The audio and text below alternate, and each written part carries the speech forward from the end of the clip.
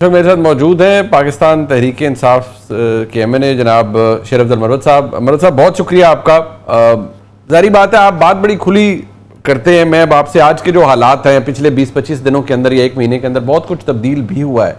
مروت صاحب کہاں کھڑی ہے پاکستان تحریک انصاف بحیثیت جماعت؟ ابھی آج آپ کو بھی خبر مل گئی ہوگی پاکستان کے آرمی چیف کو اب ہائیسٹ رینک مل گیا ہے, وہ فیلڈ مارشل کے عہدے پر ان کی ترقی ہو گئی ہے, ان کی پاپولیرٹی سکائی راکٹ کر رہی ہے, ایک ایکسیپٹنس, ان کی پاپولیرٹی, عوام خوش ہیں, پاکستان نے بڑا ڈیسائسولی بھارت کو شکست دی ہے اپنے روایتی حریف کو. اس پورے ماحول کے اندر پاکستان تحریک انصاف بحیثیت جماعت کیا کچھ گین کر پائی ہے سیاسی طور پر اپنے معاملات ٹھیک کرنے کے لیے؟ بہت شکریہ. یہ دو مختلف سبجیکٹس چھیڑے ہیں آپ نے. آرمی چیف کی بحیثیت فیلڈ مارشل پروموشن اور پی ٹی آئی کہاں پہ کھڑی ہے. پی ٹی آئی جو ہے اسٹیگنیشن یا جمود کا شکار ہیں. فیصلہ سازی یا جو قوت فیصلہ ہیں وہ عدم موجود ہیں قیادت کے پاس. چھوٹی چھوٹی چیزوں کے لیے اجازت لینی پڑتی ہے اڈیالہ سے, اور یہی وجہ ہے کہ مذاکرات ہو, کس سے مذاکرات کرنے, کیسے کرنے ہیں, آگے کیا عمل عمل, اس میں سے کسی چیز کی اجازت یا اختیار ان کے پاس نہیں ہوتا ہے. اور اس وجہ سے پاکستان تحریک انصاف جو ہیں وہ جو قیادت ہے وہ بیسیکلی پریکٹیکلی یرغمال ہیں. وہ اپنے تئیں کچھ بھی نہیں کر پاتی ہیں, اور اگر کچھ فیصلہ کر لے, جس طرح سلامتی کمیٹی میں جانے کا فیصلہ تھا تو میڈیا نے ان کی بینڈ بجا دی تھی. تو یہ جمود کا شکار ہیں, غلط فیصلے ہیں, مسلسل یک کے بعد دیگر غلط فیصلے ہوتے ہیں, اور ان غلط فیصلوں نے پارٹی کو جو ہے اب اس مقام پہ کھڑا کر دیا ہے جہاں یہ اپنے تئیں نہ تو یہ جدوجہد یا احتجاج کی صلاحیت رکھتی ہے, اور نہ یہ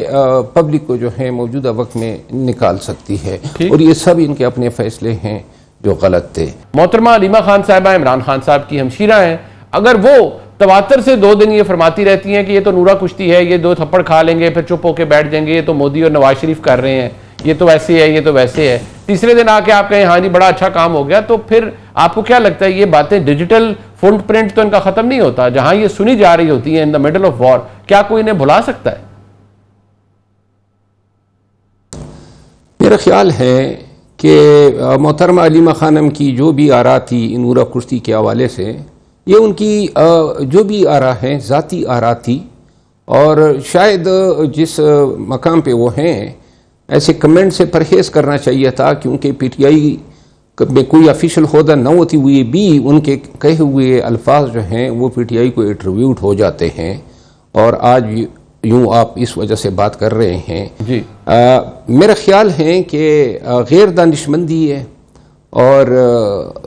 پارٹی کا یہ بیانیہ نہیں تھا. پارٹی نے تو ڈٹ کے سوشل میڈیا پہ بھی اور عملی طور پہ بھی پارلیمنٹ میں جب ریزولوشن آئی ہم نے کل کی حمایت کی, تو لہٰذا چند افراد کی اپنی ذاتی آراء پہ مبنی گفتگو جو ہیں وہ پی ٹی آئی کا بیانیہ نہیں ہو سکتا. نہیں بٹ بات یہ ہے بھرت صاحب, D G I S P R بیٹھتے ہیں جا کے پارلیمنٹیرینز کے ساتھ, مطلب یا مختلف سیاسی شخصیات کے ساتھ, تحریک انصاف کے دوستوں کو دعوت دی جاتی ہے جہاں نہ پارلیمانی کمیٹی کے اندر آپ کی آراء مختلف ہیں جو قومی سلامتی کی ہے, نہ اس میں تحریک انصاف جاتی ہے جب جعفر ایکسپریس پر حملہ ہوتا ہے, جہاں جب پاکستان کی فوج کے ترجمان آ کر انٹریکٹ کر رہے ہیں وہاں بھی تحریک انصاف کے دوست نہیں گئے. تو یہ فیصلہ تو خالی علیمہ خان صاحبہ کا نہیں ہوگا, یہ تو اور لوگوں کا بھی ہوگا نا. تو آپ کے نزدیک یہ کون سی دانش مندی ہے؟ میرا خیال ہے کہ اگر P T I us briefing میں نہیں گئی جی تو اس بریفنگ میں جانے یا نہ جانے سے کوئی ایسے نتائج برآمد نہیں ہوئے, کیونکہ تمام دنیا نے دیکھا پی ٹی آئی جو ہیں وہ عسکری قوتوں کی پشت پہ کھڑی تھی. البتہ اگر نہیں گئی ہے تو جانے کے لیے یہ تو ناکامی حکومت کی یا اسٹیبلشمنٹ کی کہ وہ پی ٹی آئی کو راضی نہ کر سکے. خود مجھے یہ دعوت ملی تھی اس بریفنگ میں جانے کی, اور میں یہ دیکھ رہا تھا کہ اگر پی ٹی آئی جاتی ہے تو میں بھی جاؤں گا, اور پاکستان ٹیلی ویژن جہاں پہ یہ بریفنگ ہو رہی تھی اس کے گیٹ سے میں واپس ہوا. اگر جنگ کے دنوں میں ضرورت پڑی تو تھوڑا جو ہے کنونس کر لیتے, تھوڑا سا ڈائلاگ کر لیتے, تھوڑا سا جو ہے قیادت کے ساتھ ذاتی کوششیں کر لیتے تو آ جاتے. یوں تو نہیں ہے نا کہ جی آپ نے دعوت بھیجی تو عدالت میں آنا ہے، اور بریفنگ ہی تھی، کوئی فیصلہ تو نہیں کرنا تھا،